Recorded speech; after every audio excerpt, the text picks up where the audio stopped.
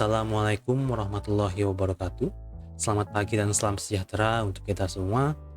Kenalkan, nama saya Muhammad Reza Pahlevi. Nama saya Angelina Widya Amita. Nama saya Aulia Oktaviani. Kami adalah peserta pelatihan dasar calon pegawai negeri sipil pemerintah Kota Pontianak tahun 2025, angkatan 17, kelompok 4. Pada kesempatan kali ini kami akan menyampaikan materi dari pelatihan dasar agenda 3 yang berjudul kedudukan dan peran PNS untuk terwujudnya Smart ASN. Sebelum kita masuk lebih dalam, pertama-tama kita harus mengetahui dasar hukum yang akan kita gunakan. Dasar hukum yang menjadi dasar pembelajaran kita adalah Undang-Undang Nomor 20 Tahun 2023 tentang Aparatur Sipil Negara. Undang-undang ini menggantikan aturan sebelumnya, yaitu Undang-Undang Nomor 5 Tahun 2014. Beberapa poin yang ada di dalam Undang-Undang Nomor 20 Tahun 2023 ini yang akan menjadi bahan pelajaran kita. Yang pertama adalah pengertian ASN, PNS, dan PPPK pada pasal 1. Yang kedua ada kedudukan, fungsi, tugas, dan peran ASN pada pasal 8 hingga 12. Yang ketiga ada digitalisasi manajemen ASN pada pasal 63. Dan yang terakhir ada tentang penguatan sistem merit dalam manajemen ASN yang terdapat pada pasal 26 hingga 55. Berdasarkan pasal 1 Undang-Undang Nomor 20 Tahun 2023, Aparatur Sipil Negara atau yang kita singkat dengan ASN adalah profesi bagi pegawai negeri sipil atau PNS dan pegawai pemerintah dengan perjanjian kerja atau PPPK yang bekerja pada instansi pemerintah. Jadi, ASN itu sendiri dibagi menjadi dua, yaitu pegawai negeri sipil dan pegawai pemerintah dengan perjanjian kerja. Pegawai negeri sipil atau PNS adalah warga negara Indonesia yang memenuhi syarat tertentu, diangkat sebagai pegawai ASN secara tetap oleh pejabat pembina kepegawaian untuk menduduki jabatan pemerintahan. Pegawai pemerintah dengan perjanjian kerja yang selanjutnya disingkat PPPK adalah warga negara Indonesia yang memenuhi syarat tertentu yang diangkat berdasarkan perjanjian kerja untuk jangka waktu tertentu dalam rangka melaksanakan tugas pemerintahan dan atau menduduki jabatan pemerintahan. Jadi, perbedaan antara PNS dan PPPK adalah PNS diangkat sebagai pegawai ASN secara tetap, sedangkan PPPK diangkat berdasarkan perjanjian kerja untuk waktu tertentu. Kedudukan ASN berdasarkan Undang-Undang Nomor 20 Tahun 2023, Pasal 8 dan 9 antara lain. Yang pertama, pegawai ASN berkedudukan sebagai unsur aparatur negara. Yang kedua, pegawai ASN melaksanakan kebijakan yang ditetapkan oleh pimpinan instansi pemerintah. Dan yang ketiga, pegawai ASN harus bebas dari pengaruh dan intervensi semua golongan dan partai politik. Fungsi ASN berdasarkan Undang-Undang Nomor 20 Tahun 2023 Pasal 10 antara lain, yang pertama sebagai pelaksana kebijakan publik, yang kedua sebagai pelayan publik, dan yang ketiga sebagai perekat dan pemersatu bangsa. Fungsi ini dijelaskan lebih lanjut pada pasal 11 tentang tugas ASN. Tugas ASN antara lain, yang pertama melaksanakan kebijakan publik yang dibuat oleh pejabat pembina kepegawaian sesuai dengan ketentuan peraturan perundang-undangan. Yang kedua, memberikan pelayanan publik yang profesional dan berkualitas. Dan yang terakhir, mempererat persatuan dan kesatuan Negara Kesatuan Republik Indonesia. Peran ASN berdasarkan Undang-Undang Nomor 20 Tahun 2023 Pasal 12 adalah pegawai ASN berperan sebagai perencana, pelaksana, dan pengawas penyelenggaraan tugas umum pemerintahan dan pembangunan nasional melalui pelaksanaan kebijakan dan pelayanan publik yang profesional, bebas dari intervensi politik, serta bersih dari praktik korupsi, kolusi, dan nepotisme. Pegawai ASN berperan sebagai perencana, pelaksana, dan pengawas penyelenggaraan tugas umum pemerintahan dan pembangunan nasional melalui pelaksanaan kebijakan dan pelayanan publik yang profesional, bebas dari intervensi politik, serta bersih dari praktik korupsi, kolusi, dan nepotisme. Kedudukan ASN adalah sebagai unsur penting penyelenggara pemerintahan dan pelayanan publik yang profesional, netral, dan berdasarkan sistem merit. ASN bertanggung jawab menjalankan roda pemerintahan dan tidak boleh terlibat dalam politik praktis, karena mereka merupakan tulang punggung birokrasi yang stabil dan berkelanjutan. Untuk bagian selanjutnya, kita akan membahas mengenai Smart ASN. Smart ASN adalah konsep dan program pemerintah Indonesia untuk membentuk ASN yang memiliki kompetensi digital, inovatif, adaptif, serta berintegritas untuk memberikan pelayanan publik berkualitas di era digital. Konsep ini dirancang untuk membentuk ASN yang tidak hanya cakap di bidangnya, tetapi juga menjadi motor penggerak transformasi birokrasi menuju Indonesia maju. Kemudian muncul istilah karakteristik Smart ASN 2024. Karakteristik Smart ASN 2024 merupakan panduan bagi aparatur sipil negara untuk bertransformasi menjadi ASN yang adaptif, modern, dan berdaya saing global. Karakteristik ini dirancang agar ASN mampu menjawab tantangan zaman, terutama di era digital, globalisasi, dan pasca pandemi. Ada 8 karakteristik Smart ASN, antara lain, yang pertama adalah integritas. Integritas ini berarti memiliki kejujuran, tanggung jawab, dan konsistensi antara nilai, ucapan, dan tindakan. ASN juga harus menjaga kepercayaan publik dan menjunjung tinggi etika profesi. Contoh dari karakteristik integritas ini adalah tidak menyalahgunakan wewenang, menolak gratifikasi, dan melaporkan kecurangan. Karakteristik yang kedua adalah nasionalisme. ASN harus menempatkan kepentingan bangsa dan negara di atas kepentingan pribadi ataupun golongan. ASN juga harus menjaga dan memperkuat nilai-nilai Pancasila, Bhinneka Tunggal Ika, Negara Kesatuan Republik Indonesia, dan Undang-Undang Dasar 1945. Contoh dari karakteristik nasionalisme ini adalah mendukung program nasional dan ikut menjaga keutuhan bangsa. Karakteristik yang ketiga adalah profesionalisme. ASN harus melaksanakan tugas secara ahli, tuntas, dan tepat waktu dengan kualitas tinggi. ASN juga harus terus meningkatkan kompetensi sesuai dengan perkembangan zaman. Contoh dari karakteristik profesionalisme ini adalah ASN harus mengikuti pelatihan, sertifikasi, dan evaluasi kerja secara berkala.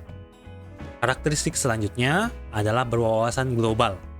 ASN harus memahami dan merespon isu-isu internasional dan kebijakan global. ASN juga harus terbuka terhadap perubahan dan perkembangan dunia. Contoh dari karakteristik berwawasan global ini adalah menyesuaikan kebijakan nasional dengan standar internasional. Karakteristik kelima adalah menguasai IT atau informasi teknologi dan bahasa asing. ASN harus melek digital atau mampu menggunakan dan mengembangkan teknologi informasi dalam pekerjaan. ASN juga harus menguasai bahasa asing, minimal bahasa Inggris sebagai alat komunikasi global. Contoh dari penggunaan karakteristik ini adalah ASN mahir menggunakan sistem e-office, e-budgeting, dan platform layanan digital lainnya. Karakteristik yang keenam adalah hospitality atau pelayanan yang ramah. ASN harus ramah, empati, dan berorientasi pada kepuasan publik. ASN juga harus melayani dengan senyum, tulus, dan memberikan solusi yang cepat. Contoh dari penggunaan karakteristik ini adalah petugas layanan publik tidak membentak, tidak mempersulit, dan memberi informasi yang jelas. Karakteristik yang ketujuh adalah networking atau kemampuan berjejaring. ASN harus mampu membangun jejaring kerja lintas instansi, sektor, dan negara. ASN juga harus meningkatkan kolaborasi dan sinergi untuk hasil yang lebih optimal. Contoh karakteristik networking ini adalah ASN bekerja sama dengan lembaga swasta, LSM, atau mitra internasional untuk menyukseskan program. Karakteristik yang terakhir adalah entrepreneurship atau berjiwa inovatif dan solutif. ASN harus memiliki pola pikir inovatif, inisiatif, dan berorientasi pada hasil. ASN harus mampu menciptakan solusi cerdas untuk tantangan birokrasi dan pelayanan. Contoh dari karakteristik entrepreneurship ini adalah ASN bisa membuat aplikasi pelayanan tanpa antri, sistem pengaduan online, atau dashboard kinerja. Baiklah, sekian dari bagian pertama. Bagian selanjutnya akan dilanjutkan oleh rekan saya. Literasi digital adalah kemampuan untuk memahami, menggunakan, mengevaluasi, dan menciptakan informasi melalui teknologi digital secara kritis dan etis. Bagi ASN di era transformasi digital, literasi ini tidak hanya menyangkut keterampilan teknis menggunakan perangkat dan aplikasi, tetapi juga mencangkup kemampuan memahami dinamika sosial, ekonomi, dan politik yang dipengaruhi oleh arus informasi digital. Dalam konteks Smart ASN, literasi digital menjadi fondasi untuk memastikan bahwa ASN tidak hanya melek teknologi, tetapi juga mampu memanfaatkan teknologi secara bijak untuk mendukung pelayanan publik yang efisien, responsif, dan akuntabel. Literasi digital memiliki 4 kerangka kurikulum. Yang pertama ada digital skill, yang kedua ada digital kultur, yang ketiga ada digital etis, dan yang keempat ada digital safety. Digital skill adalah kemampuan mengetahui, memahami, dan menggunakan perangkat keras dan perangkat lunak secara operasional digital dalam kehidupan sehari-hari. Digital skill memiliki contoh. Yang pertama yaitu adalah basic digital skill atau skill dasar, yaitu mengoperasikan komputer dan perangkat mobile. Contohnya menggunakan Windows, Android, dan iOS.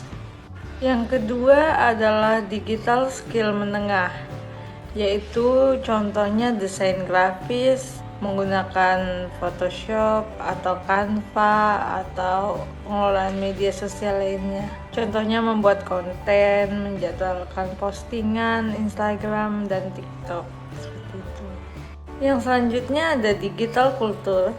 Digital kultur adalah pola pikir, perilaku, dan kebiasaan baru masyarakat yang berkembang karena pengaruh teknologi digital.